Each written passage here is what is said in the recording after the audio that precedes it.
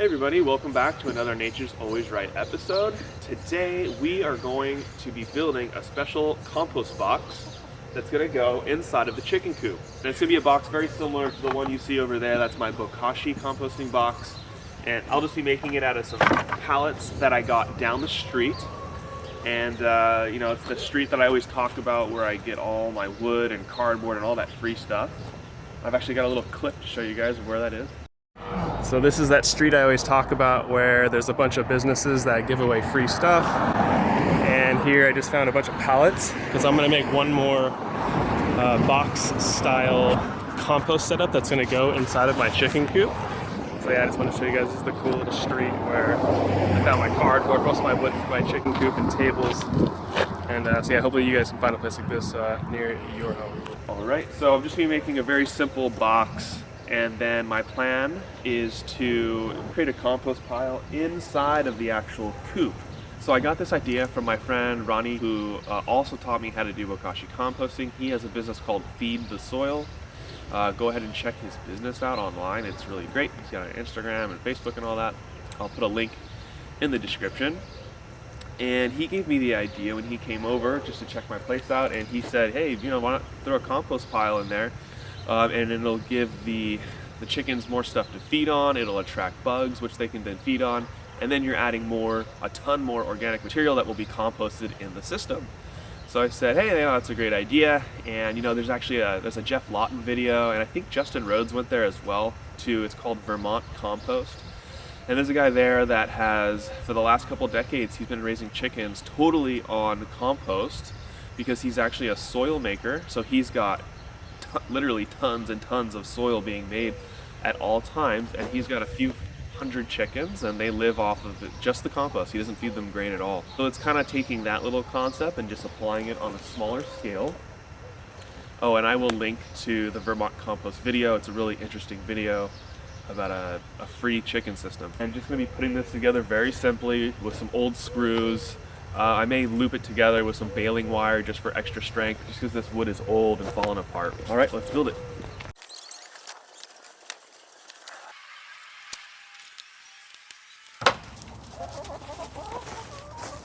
All right, so we got 4 pallets here, and we're just gonna make a little compost box here. So I just need to decide which pallets I'm gonna use for the sides and which pallet I'll be using for the bottom. So for the sides, I want to make sure that they have, as many of these beams as possible to really hold in the compost and whatever's decomposing. The bottom piece, I only really need the bottom piece, like some 3 main larger pieces that I can bolt in all of the 3 other sides to. So that's kind of the purpose of the bottom. So it'll sit on the bottom, and then there'll be 1, 2, 3 sides that will all screw into the bottom section. I may use some other boards, small pieces of 2x4s to connect them. You could also connect them together with baling wire, and that would even be decently strong.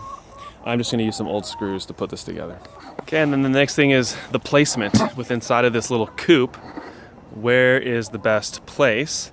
Because it's a square shape, putting it in a corner would be a really nice spot because it just really efficiently takes up all the space. So I also want to consider my neighbors in this situation too.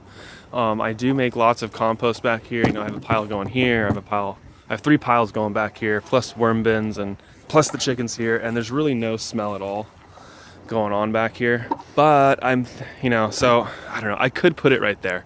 So essentially what I decided is that I just want to have it as far away from the fence as possible. So that really only leaves me with this little corner right in here. So this is an excellent side. It has all the pieces, so I'm going to set this aside.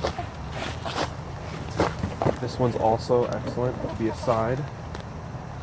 This one, I guess, is my bottom because when I bolt in, I can, get a little bit more strength. This one, when I bolt into the side, it's only got about 1.25 inches. This I can go in up to like 3 inches. Also on this one, I'm going to remove these pieces so that this sits really flat and nice so that a lot more material can fit in. So here we go. So I'm just going to put this together with some 3-inch screws. That's all I have lying around right now.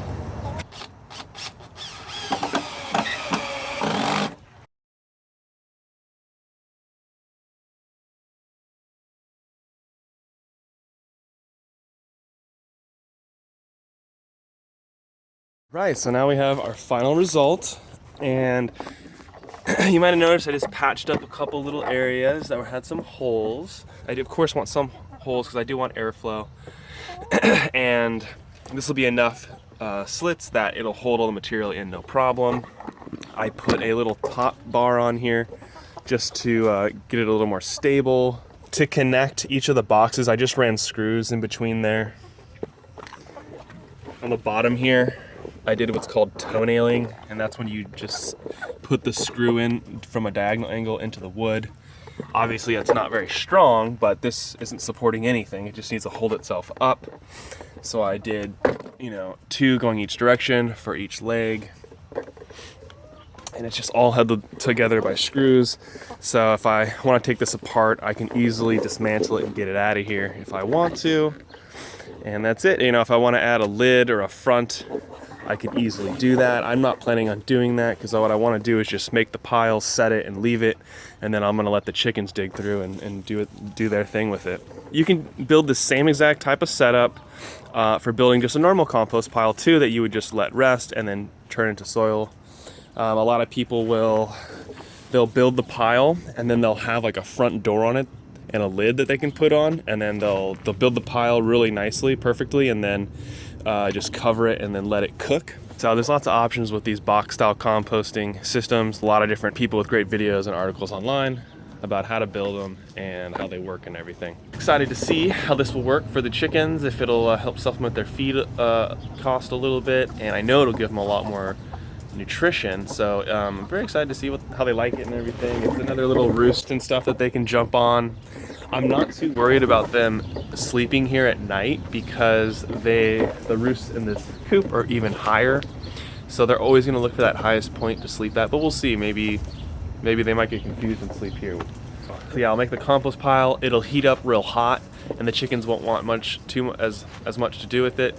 Once it goes through the thermophilic process, cools down a bit, they'll start to dig through it a little bit more, and that's when they'll really dig through. So I do want to try to get this up to temperature, and I might exclude the chickens so that I'm able to do that. I'm gonna, this is a big experiment, so I'll be playing with it a lot to kind of see what needs to happen to make it work well.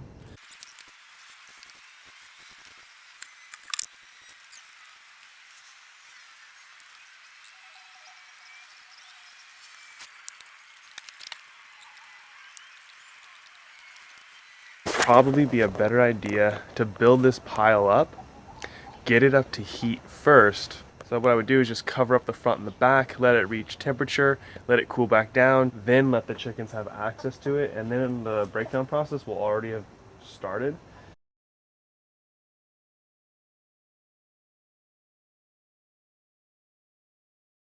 So I've been extremely happy with this composting system. The chickens are really happy with it too. You can see look at her beak, you see the purple on it? That's because I put a bunch of leftover beets in there, and actually they all have it on them. And I got a little bit scared earlier because one of them went to the bathroom and their manure was all bright red, and I was like, oh no, something's wrong, but no, it's the beets. So just like with humans, you gotta remember that you ate the beets and don't freak out. Still got a lot more to go to get to the bottom of the pile. So, I think I found a lot of beneficial food, and it kind of broke down the beets so that they could eat them real easily. I noticed that the more straw I have in here, the more stuff they have to dig through, the more they're preoccupied with kicking through and looking for food and stuff. So, doing more of their natural behavior. So I like that aspect as well. So, the deep mulch system really is great. I think the chickens just really thrive in it. And their eggs have been looking great as well, but having really bright orange yolks. So happy with that as well. So the system's working real nicely. So I hope you guys enjoyed this video, and please like and subscribe, and don't forget to share if you think someone might find this video interesting.